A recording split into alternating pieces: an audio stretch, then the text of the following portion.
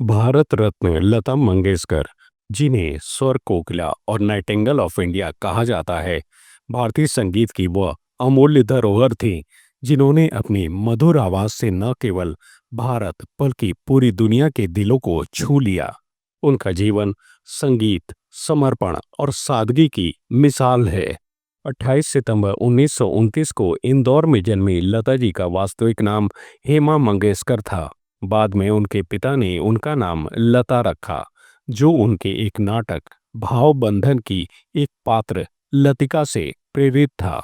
लता जी के पिता पंडित दीनानाथ मंगेशकर एक प्रसिद्ध शास्त्रीय गायक और रंगमंच कलाकार थे। लता मंगेशकर का बचपन संगीत के वातावरण में बीता। उन्होंने बहुत कम उम्र में ही संगीत की बारीकियों को समझना शुरू कर दिया था। जब लता सिर्फ 13 साल की थीं, तब उनके पिता का देहांत हो गया, जिससे परिवार की जिम्मेदारी उनके कंधों पर आ गई। परिवार की आर्थिक स्थिति ठीक नहीं थी, लेकिन लता जी ने हार नहीं मानी और अपनी मेहनत, लगन और प्रतिभा के बल पर एक ऐसा मुकाम हासिल किया जो बहुत ही कम लोगों को नसीब होता है। लता मंगेशकर ने अपने कैरियर की शुरुआत एक मराठी फिल्म कीती हसाल से की, जिसमें उन्होंने अभिनय भी किया था। हालांकि यह फिल्म कभी रिलीज नहीं हो पाई। इसके बाद उन्होंने हिंदी सिनेमा की ओर रुख किया, लेकिन शुरुआत में उनकी पतली आवाज को लेकर आलोचना भी हुई। उस समय फिल्म इंडस्ट्री में नूरजहां और शमशाद बेगम जैसी भारी आवाज वाली गायिकाओं का दबदबा था। लेकिन 1949 में फिल्म महल के गाने आएगा आने वाला ने लता जी की किस्मत ही बदल दी। यह गीत सुपरहिट हुआ और लोग उनकी आवाज के दीवाने हो गए। लता जी की आवाज में एक ऐसा जादू था कि सुनने वाला खुद को भावनाओं में बहता हुआ महसूस करता। उन्होंने रोमांटिक, भजन, देशभक्ति, शास्त्रीय, लोकगीत हर शैली में गाना गाए और सभी में अपने सुरों से जान डाल दी। उन्होंने Madan Mohan, S D Burman, R D Burman, Laxmikant Pyarelal, Naushad, Shankar Jaikishan जैसे बड़े संगीतकारों के साथ काम किया। उनकी आवाज ने मधुबाला, मीना कुमारी, नरगिस, हेमा मालिनी से लेकर श्रीदेवी और माधुरी दीक्षित तक कई पीढ़ियों की अभिनेत्रियों को पर्दे पर जीवंत किया।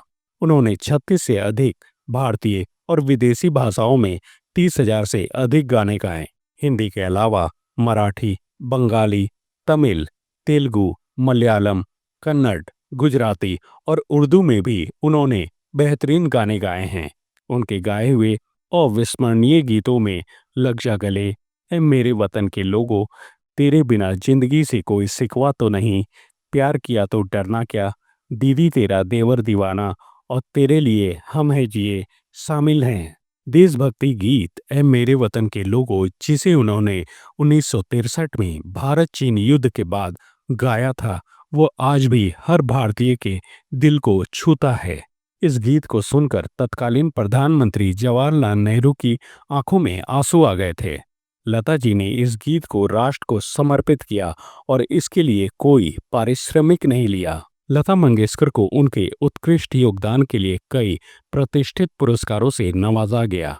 उन्हें भारत सरकार द्वारा 1969 में पद्म भूषण, 1989 में पद्म विभूषण, 1999 में भारत रत्न और 2001 में दादा साहब फाल्के पुरस्कार प्रदान किया गया।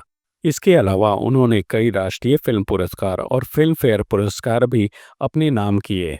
फिल्म फेयर में जब उन्होंने एक के बाद एक कई बार सर्वश्रेष्ठ गायिका का पुरस्कार जीता, तो उन्होंने खुद अनुरोध कर पुरस्कार को बंद करवा दिया ताकि नई गायिकाओं को मौका मिल सके। अपने लंबे कैरियर में लता जी ने फिल्मी दुनिया से परे भी कई काम किए। उन्होंने संगीत निर्देशन और फिल्म निर्माण में भी हाथ आजमाया।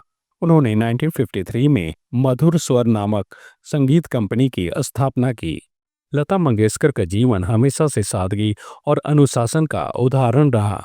उन्होंने कभी शादी नहीं की और पूरा जीवन अपने परिवार और संगीत को समर्पित कर दिया। लता जी के बारे में कहा जाता है कि वे समय की बेहद पाबंद थी और रिकॉर्डिंग से पहले घंटों रियाज करती थीं। वे हमेशा भारतीय संस्कृति और परंपराओं की अनुयायी रहीं। वे धार्मिक प्रवृत्ति की थीं और अपने काम के प्रति समर्पण ने ही उन्हें एक लेजेंड बना दिया। 6 फरवरी 2022 को 92 वर्ष की उम्र में लता मंगेशकर का निधन हुआ। उनके जाने से संगीत जगत में जो खालीपन आया है, उसे कोई भर नहीं सकता। देश भर में उनके सम्मान में 2 दिवसीय राष्ट्रीय शोक की घोषणा की गई और उनका अंतिम संस्कार राजकीय सम्मान के साथ किया गया। मुंबई के शिवाजी पार्क में हजारों लोगों ने उन्हें अंतिम विदाई दी। प्रधानमंत्री नरेंद्र मोदी भी अंतिम संस्कार में शामिल हुए। लता मंगेशकर का जीवन हम सबके लिए प्रेरणा है। कैसे कठिन परिस्थितियों में भी अपनी लगन, मेहनत और जुनून से कोई व्यक्ति महान बन सकता है। उन्होंने भारतीय संगीत को एक नई ऊंचाई दी और हमें सुरों का एक खजाना सौंपा जो आने वाली कई पीढ़ियों को प्रेरित करता रहेगा। उनकी आवाज़ भले ही हमारे बीच नहीं है, लेकिन उनके गीत हमेशा हमारे दिलों में गूंजते रहेंगे।